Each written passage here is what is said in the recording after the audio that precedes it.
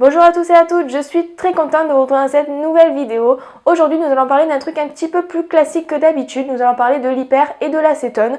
Voilà, on a déjà tous fait des hyper, on nous parle de correction, d'acétone. Je vous propose dans cette vidéo de vous expliquer ce que c'est.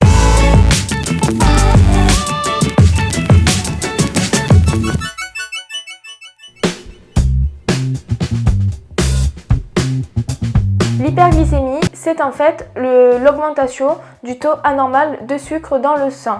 Donc ça, c'est une définition un petit peu générale de l'hyperglycémie. Quand on dit une augmentation du taux anormal, en fait, il faut qu'il y ait un chiffre cible, c'est-à-dire au-dessus de tel chiffre, je suis en hyperglycémie. Ce chiffre, normalement, vous est donné par votre hôpital, par votre médecin ou par vous-même. Moi, je sais que je me donne le chiffre de 1,10 g par litre, c'est-à-dire qu'au-dessus, bon, je ne me considère pas forcément en hyper, mais je sais que par exemple, vers 1,50, je vais commencer à me corriger pour revenir à ma glycémie cible. Après, je sais que dans certains centres, par exemple pour des enfants ou des personnes qui sont plus sensibles à l'insuline, on va donner des glycémies cibles un peu plus hautes, c'est-à-dire 1,50 ou 1,80. Pour repérer une hyperglycémie, il y a des symptômes qu'on trouve dans la documentation, donc le mal de tête, la soif, l'envie d'aller aux toilettes souvent, la nervosité ou les difficultés à se concentrer. Après, c'est vrai que chacun a ses propres symptômes. Moi, personnellement, j'ai beaucoup soif, j'ai envie d'aller aux toilettes et j'ai mal à la tête. Après, je suis pas forcément nerveuse et j'ai pas forcément des difficultés à me concentrer. N'hésitez pas à me dire en commentaire, vous, les symptômes que vous ressentez lorsque vous êtes en hyperglycémie. Je pense que c'est sympa qu'on puisse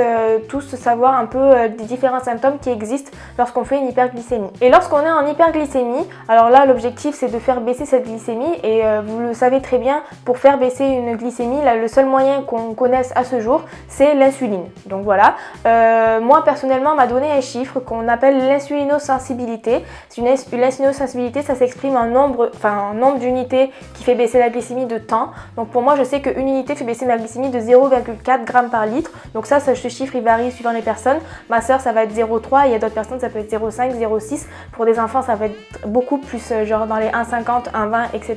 Et donc, grâce à ce chiffre, je sais que si par exemple j'ai une hyper à 2,20, 2,50, toutes les 1 unité injectée, ça me fera baisser de 0,4. Donc là, il suffit de faire le calcul, c'est-à-dire que je m'injecte une unité, ça me fait arriver, si je suis à 2,20 à 1,80. Si je me fais encore une unité, ça me fait arriver à 1,40. Et si je me fais encore une unité, ça me fait arriver à 1. Donc pour me corriger à 2,20, je vais me faire 3 unités pour me faire revenir à 1. Après voilà, comme je vous disais, ce chiffre dépend de chacun. Moi, je vous conseille quand même de voir avec votre médecin pour qui vous le donne et que vous puissiez faire vos calculs. Normalement, vous l'avez, mais si éventuellement vous vous en rappelez plus, n'hésitez pas à demander à votre médecin qui vous donne ce chiffre. Après, de nos jours, il faut savoir qu'il y a quand même des pompes à insuline comme l'Omnipod, enfin toutes les pompes un petit peu modernes d'aujourd'hui qui calculent elles-mêmes la correction, c'est-à-dire qu'il suffit de faire soit sa glycémie sur le lecteur qui est intégré, soit de rentrer la glycémie qu'on a pris à l'extérieur et à ce moment-là, il fait le calcul tout seul pour nous faire arriver à une glycémie cible choisie. Souvent, quand on nous parle d'hyperglycémie, on nous parle aussi d'acétone, donc ça c'est quelque chose que vous avez peut-être déjà entendu parler.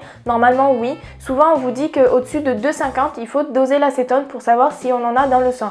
Donc pour vous expliquer un petit peu l'acétone, comment ça apparaît, en fait le corps humain a besoin de glucides pour fonctionner. Et en fait il s'avère que quand il n'y a pas d'insuline, le corps humain, la seule solution qu'il trouve pour avoir de l'énergie, c'est donc pas le sucre puisqu'il n'y a pas d'insuline, il va utiliser le gras. Et donc à ce moment-là, vu qu'il utilise le gras, le corps quand il prend un gras, que ce soit dans les muscles, dans la peau, dans les trucs comme ça, quand il prend un gras, il va relarguer un acétone. Il prend un gras, il relargue un acétone. Il prend un gras, il relargue un acétone. Et en fait, ça, quand on est au-dessus de 2,50 et qu'on n'a pas assez d'insuline, le corps prend du gras et relargue de l'acétone. Et à ce moment-là, le taux d'acétone dans le sang et dans les urines augmente. Et en fait, ce chiffre, s'il ne descend pas et qu'au fur et à mesure du temps, l'acétone s'accumule dans le corps, en fait, ce qu'il va faire, lui, le corps, c'est qu'au fur et à mesure du temps, il va nous proposer des symptômes, il va nous envoyer des signaux qui vont nous signaler en fait qu'il y a de l'acétone dans le sang et dans les urines.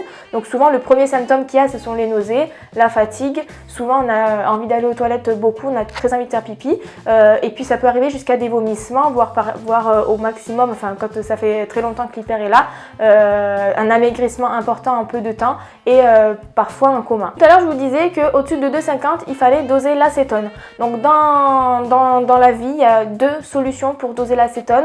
La première c'est le taux d'acétone dans les urines et ça on va le faire grâce à des bandelettes urinaires. Voilà, donc on prend une bandelette, on fait pipi dessus et au bout de quelques secondes il nous donne une couleur. Donc souvent c'est une bandelette qui nous donne et le glucose et l'acétone qu'il y a dans les urines, donc on a les deux et en fait on voit grâce à cette couleur combien de croix, donc ça va de 0 à 3 croix et en fait on voit si on a 1, 2, 3 croix d'acétone et à ce moment là on peut prendre une décision. Ça c'est un premier moyen et le deuxième c'est un lecteur, c'est comme un lecteur de glycémie, c'est-à-dire qu'on met une bandelette, on se pique le doigt et on met la goutte de sang et au bout de quelques secondes le lecteur nous donne le taux d'acétone exact en millimoles par litre qu'on a dans le sang. Donc celui-là c'est l'acétone du sang. Le lecteur c'est le Freestyle Option Neo qui fait ça, il peut faire aussi bien la glycémie que l'acétone et donc en fait ce lecteur il permet vraiment d'avoir directement un chiffre exact d'acétone dans le sang. Et suivant le résultat, que ce soit sur la bandelette urinaire ou alors sur le lecteur, normalement vous avez un protocole avec à partir de tant de croix ou de tant de millimoles par litre d'acétone, il faut rajouter tant d'unités à la dose de correction déjà qui est déjà calculée. Donc en fait ça c'est normalement dans votre protocole et à partir d'un certain taux d'acétone dans le sang et dans les urines, on va plutôt je pense vous conseiller d'aller voir un médecin aux urgences. Voilà, j'espère que j'ai été claire sur l'hyper et l'acétone. N'hésitez pas à me poser d'autres questions en commentaire si vous en avez, hein. Je pense que j'ai pas tout dit sur ça parce qu'il y a tellement de choses à dire. Merci d'avoir suivi cette vidéo et je vous dis à bientôt.